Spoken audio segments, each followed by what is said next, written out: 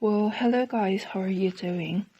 My name is Sulu. I'm a teacher of English at the College of International Service and Management.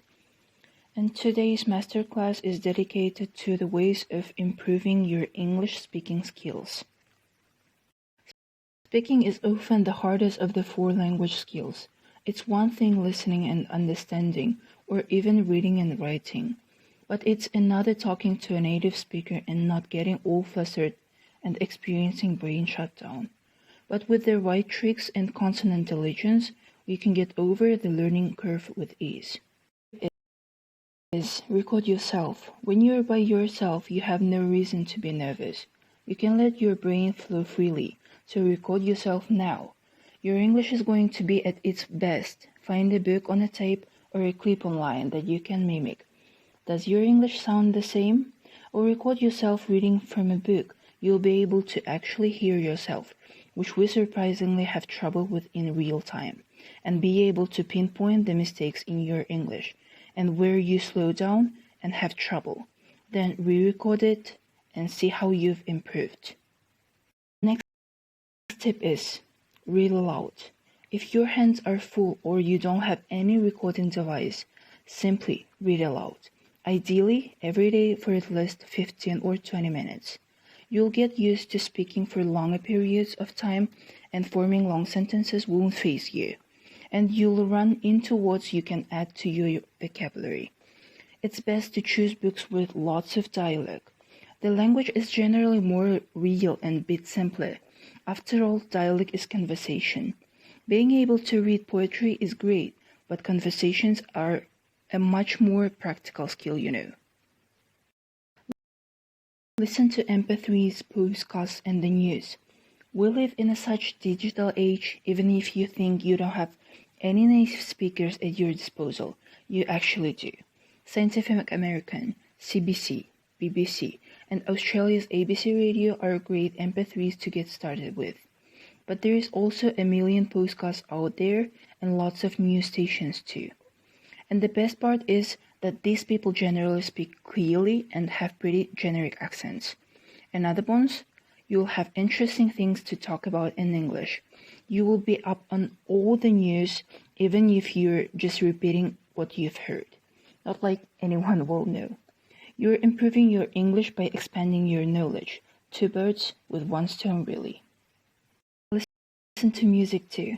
Alright, so it's not as good as listening to spoken news, podcasts, etc., but it's good.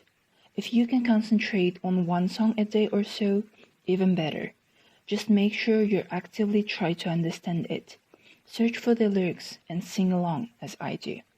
It's best to stick to ballads, songs that go a bit more slowly.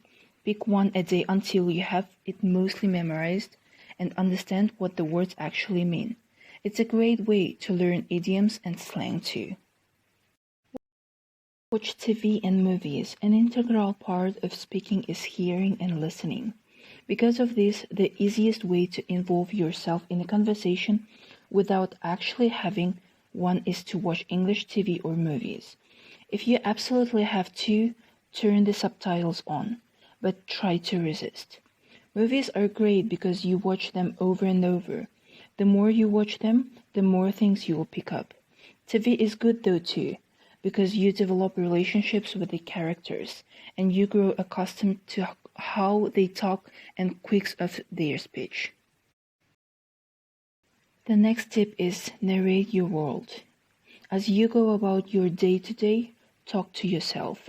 What are you doing? What are you feeling? What do you see, taste, smell, hear? What are you touching? What are you thinking? Right now, you're sitting in a chair, probably.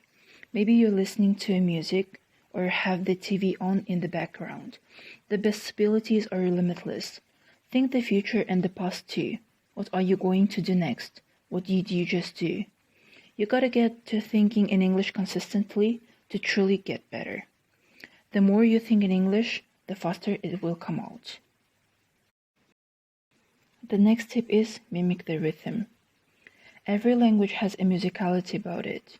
You can have absolutely perfect grammar, and if you don't have the rhythm down, you won't have that native sound. So, whether you're talking to English speakers or you're watching on TV, look for emphasis, intonation, and emotion. How well can you mimic it? In every sentence, there are parts that are longer, louder, and said at a higher pitch. In the phrase rock and roll, saying rock and roll sounds very strange, but rock and roll sounds a lot more natural. This is the icing on the English cake.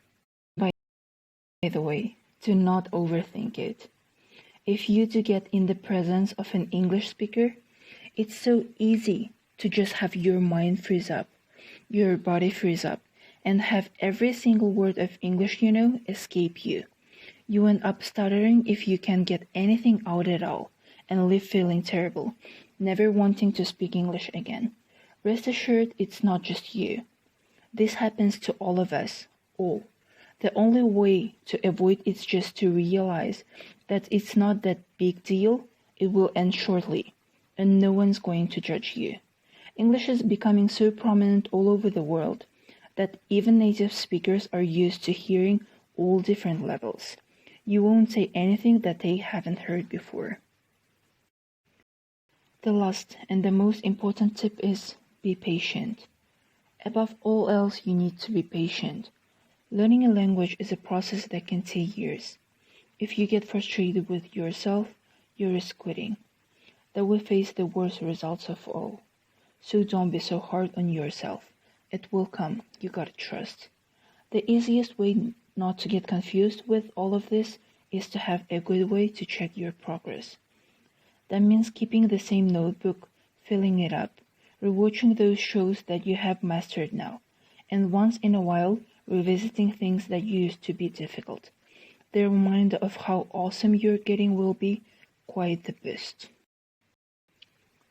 So guys, I really hope that these tips would help you to improve your English speaking skills. Thank you for your attention.